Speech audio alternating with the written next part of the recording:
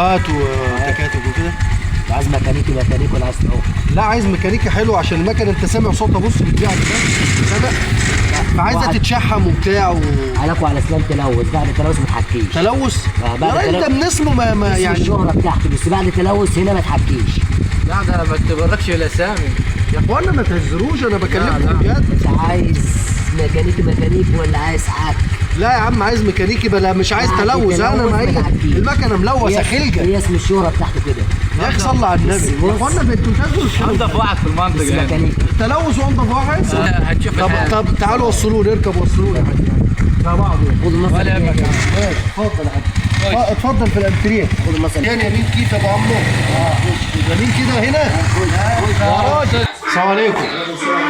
انت تلوث؟ ايوه انت مبسوط.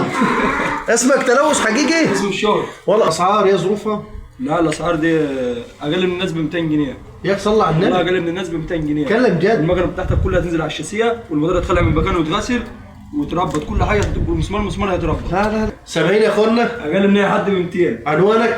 عنواني على جسر البحر جنب احمد الخولي في عند السوبر ماركت بعد على بتاع البلياردو. طب دلوقتي يا اسلام، اي حد يعني عايز زيت، عايز بضاعه، عايز الكلام ده كله متوفر عندك؟ كله متوفر عندك، كله تمام. واقل من المال.